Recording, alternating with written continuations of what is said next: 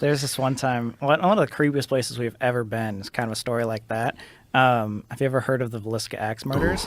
No. So in Villisca, Iowa, there was this serial killer that came in, apparently, and small little town, a couple thousand people or whatever, little house, and somehow this guy was able to come into the house, kill 2 parents and 6 kids all in one house with an axe. Tiny house. Without getting caught at all. And to this day, it's an unsolved murder. Oh, Jesus Christ. And it's just so bizarre. And that was one of the places that, like, yeah. Is this Oh, it? my That's God. it. Yeah, we went Oh there. my God! Look at the fucking sign in front of it. Jesus Christ! They got Villisca Axe Murder House, and it's dripping blood. If you were a neighbor, you'd be like, "Hey, bro, maybe take that fucking change sign that?" down." Yeah, exactly. A little Imagine. insensitive for sure. Jesus Christ!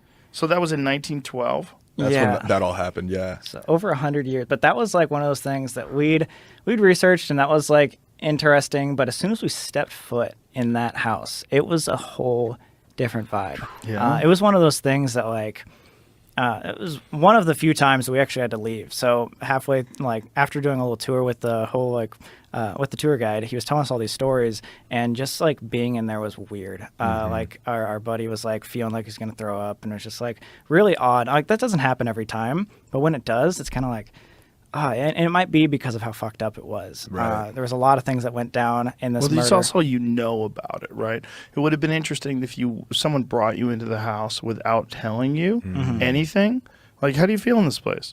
And then see how you feel then. Right. Is it like a placebo effect, maybe, that because you know the story, you're could walking be. in there? I mean, that's a crazy placebo, right? Like Oh, just yeah. to know that a whole family's murdered with a fucking axe. Right. And the most gruesome part about it is the killer used the blunt side of the axe. So you can still, because we went there to investigate, you can still see like the axe markings in the ceiling when he was going back Oh God. to go down. And again, it's so weird because there was like, on the top floor, there was like the parents' room, but then right like 5 steps down a wooden creaky hallway was the children's room where there was 4 of them, and then there was 2 more of like their daughter's friends that they were hanging out with that were downstairs that got murdered as well. So how is it possible that he was able to get to all of them with the blunt side and just And like did he break in, or was he hiding like in the attic? Like we don't know. really creepy? Yeah, I think So that was the one that got you the most? yeah. For That like and that, like Conjuring. that, like true crime world is like really, really messed up. Because like again, like the stories you hear too, and the allegations of these people is like, oh God. Because for that particular ex murder, the little girls downstairs apparently were the last ones getting killed, and because of that, the killer was apparently reported that he like would.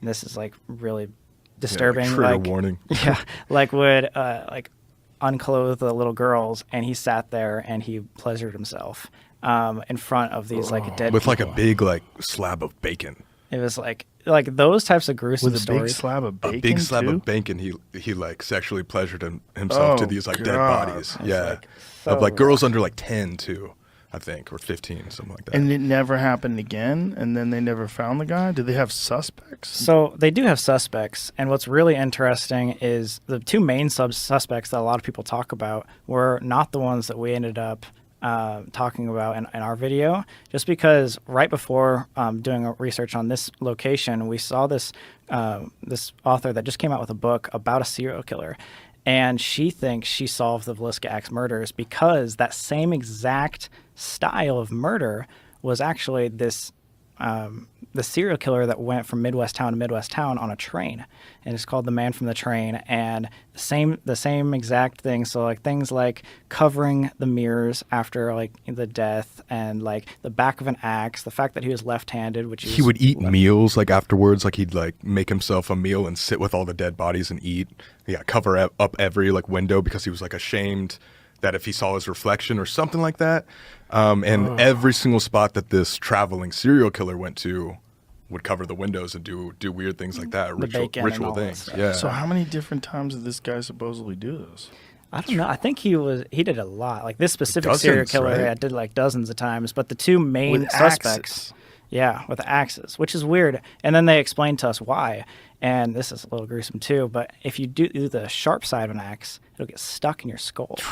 But if you destroy the skull with the back side, the blunt side, then you can pick up the axe faster. And it was like, oh God, like that's Jesus. so Oh yeah, and we gross. thought like we were Gruesome. like maybe he drugged the family beforehand or like chloroformed them or something, and there was no sign of like any drugs like used. It's so weird. According to the book, The Man on the Train, they describe him for being responsible for up to,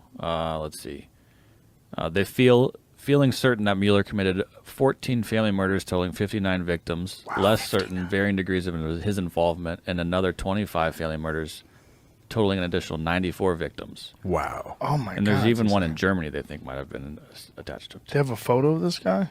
I don't think so. I don't think so. So what was his name? Mueller. Like Paul Paul Mueller Mueller. or something. And why did they think it was him specifically? Did he get arrested? I'm just looking at the Wikipedia that breaks down the book. He so just like I have to buy the book. the style of the murders were so similar, and the two other main suspects that they hadn't murdered anybody previously, and so Yeah. this guy just coming in train by train to all these different cities. Yeah, the other suspects were just like not as intense, I guess you could say. Where it was like there was like this one guy named like Jones, I believe, who was just a businessman that maybe had like some rivalry in business with the family, but wouldn't result to like murder for that. And then there was also just like a creepy reverend who was like a peeping tom sort of character that was just like the town creep that everybody thought it was. Here's the main thing on why I guess they think that. What they think. I don't know if you can read that. It might be a little small. Yeah, according to the Jameses, a number of murders in the period were assumed by local police to be one-off incidents or actually committed by a single person, probably Mueller, based on certain similarities among the crimes. The similarities include the same being within a few hundred feet of railroad junction. Okay, so that's the book's title. It says, the slaughter of entire families in small towns with little or no police force, and the families having a barn which the killers believed to have hidden to observe the families. Oh, Which Velisca had. oh Yeah. my God, Yep. that's so fucking. Imagine Messed up. this guy like waiting in the barn, watching the family go to sleep. For how many days, before he did? And they were all at Ugh. church service before it all happened as well, which is course. horrible. Yeah. Jesus Add Christ. insult to Yeah. injury. So that one particular, you felt something when you were in that place. I mean, you just walk in and it just feels, it's hard to explain, but you can feel the negativity in the air where it's almost like, as crazy as it sounds like, the air feels thicker in a way.